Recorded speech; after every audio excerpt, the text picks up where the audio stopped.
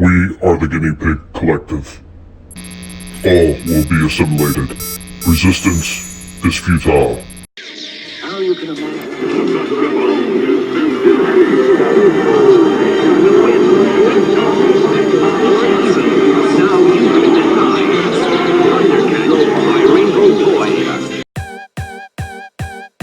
Hey everybody, what's going on? And welcome back to another Toys from the Past. So on today's Toys from the Past, we are going to be talking about those robotic marvels, those giant heroes of ages past, the Shogun Warriors. Now originally created by Poppy of Japan, who was a subsidiary of Bandai. The figures primarily consisted of the then popular giant robotic anime shows, and they were manufactured in a number of sizes, the most common the 24-inch plastic versions and the 3.5-inch die-cast metal versions. There was also a 5-inch version, which I had a few of. Man, these toys were actually really well made, and they were awesome. Now, one of the most sought after features that were on these toys were spring-loaded launcher weapons such as missiles, star shurikens, axes, and hands. Yeah, hands launched off as well.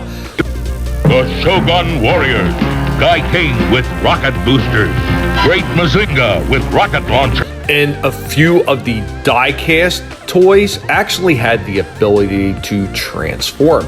Now, unlike the Transformers, the changing aspect of these was not just a regular flip this part there. It was actually a disassembly and a reassembly. And because American toy companies such as Mattel wanted to get into the action, a deal was struck and the toys were licensed to Mattel to bring them to the US shores. Now, when they did this, one of the first toys that they brought over wasn't the traditional Shogun Warrior type of robotic beings. It was actually Godzilla. Launch his claw. Imagine his breath is a blast of fire. The Shogun Warriors, Great Mazinga, Guy King, and Godzilla, each sold separately. Accessories not for use with smaller Shogun Warriors from Mattel. And this was licensed from Kaiju Kingdom to give American kids a familiar face because Godzilla was all over the TV at the time and had become extremely popular again because those old black and white Godzilla shows were constantly being played on TV. And Marvel Comics even jumped on board and had a comic book series, and it kept the series in the limelight until the dawn of the 1980s. Mattel wound up losing the license to produce the toys, and pretty much the entire Shogun line began to just fade from existence.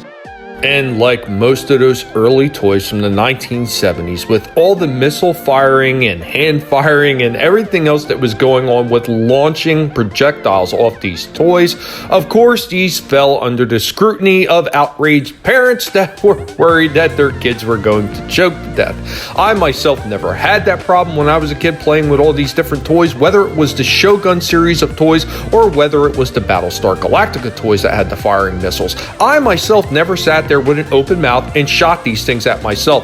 It just shows the level of stupidity from parents not wanting to watch their own kids and then blaming it on a toy franchise for their own negligence. So, as with many other lines, they wound up either completely just removing the missile firing ability, or they made it where the missile began to fire and just never made it completely out of the toy because the missile was semi-attached. So once you hit that launcher, it would spring out just a little bit and never go any further. So when you talk about the initial releases of these figures, the first ones that everybody always thinks about are the 24-inch Shogun Warriors called Jumbo Mashinders in Japan. Now, these things were 2 feet tall, plastic and vinyl type of toys that had all these different firing capabilities, and they had a lot of different attachments that came with the figures. Now, some of the ones that were included in that line, of course, is already what I said was Godzilla being one of the first. They also had the Great Mazinga. They had Guy King. They had Daimos. They had Dragoon. They had Raiden. And along with Godzilla, they also had Rodan. Now, I myself had the Godzilla figure, and that thing was really cool. It had the right fist actually shot off by way of a little button that was in the crook of his bent right arm. And on the back of his neck, there was a little lever that you would pull, and it would show his atomic breath coming out. Now, some people actually say it's a tongue. It is not a tongue. It actually represents his atomic breath. Get it right, people. If you don't know nothing about the character, don't claim it's something that it's not. Godzilla also had wheels on the bottom of his feet in case you didn't feel like moving the legs. Even though you could move them, there was some articulation, there wasn't much, and the arms moved up and down.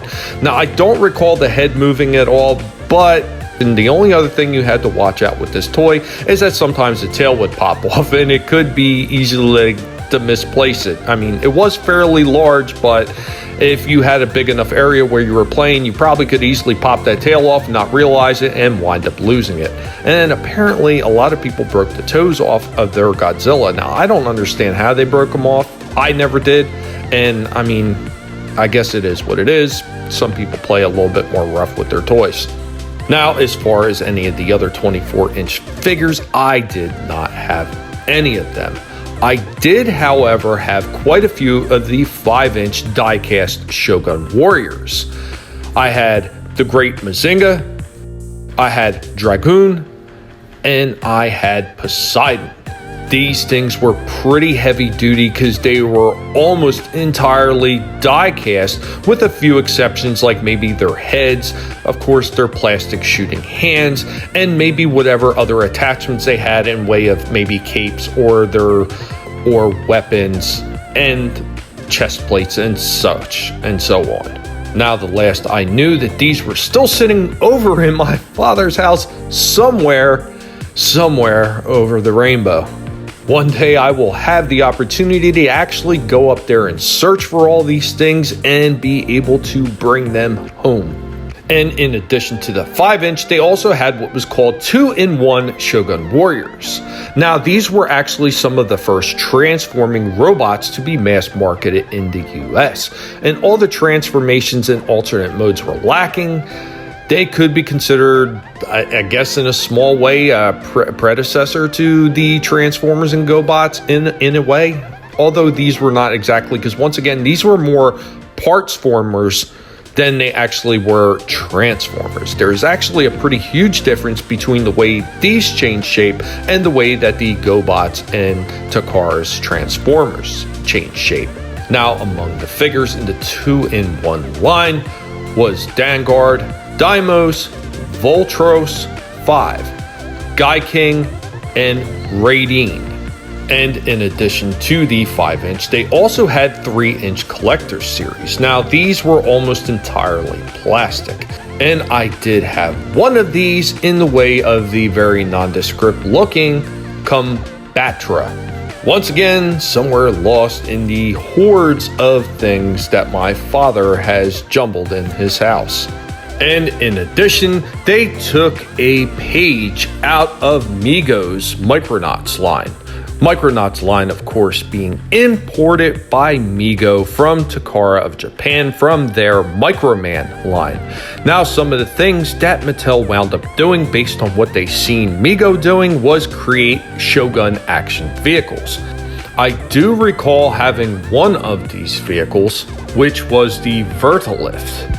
These were pretty strange looking, and once again they had firing capabilities throughout the toy and a lot of different moving parts on them. Like on the Vertilift, it had a little button in the dead center that when you pushed it, that these foldable wings would expand out, as well as having little plastic firing claws on either end of what was to look like a cross between a helicopter and a plane of some sorts.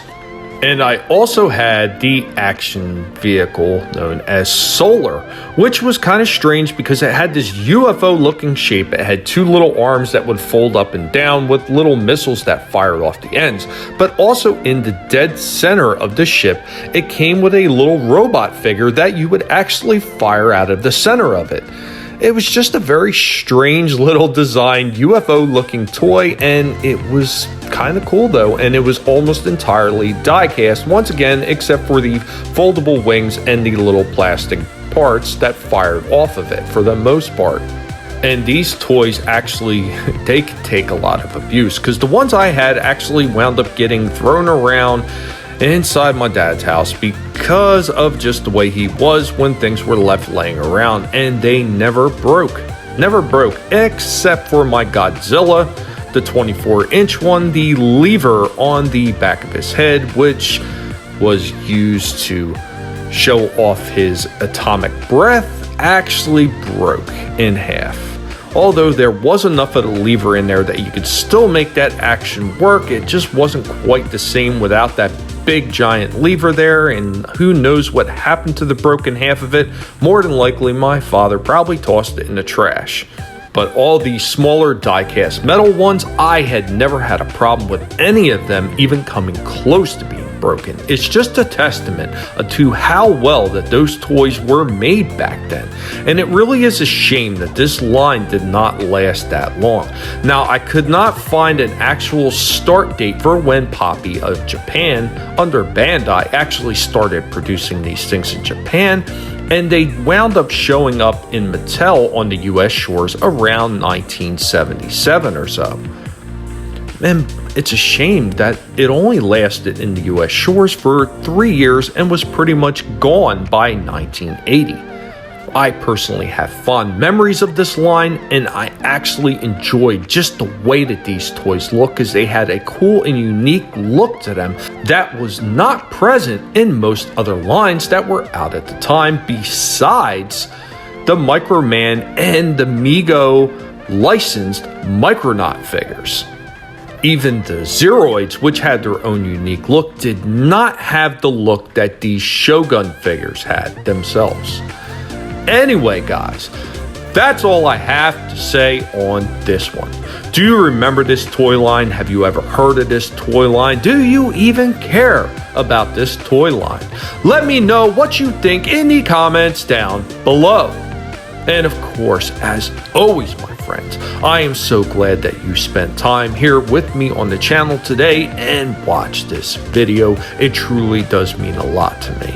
And if you enjoyed what you've seen and what you heard, go ahead and destroy that like button for me. And if you are new to the channel, welcome. I hope that you have had a good time so far. And if you did, I hope that you will consider subscribing to the channel. I would greatly appreciate it. And remember, guys, never let anybody tell you what you can and can't do, what you should or shouldn't say, and what you can or cannot watch, because your silence gives consent. And I will catch you all next time. Later, y'all.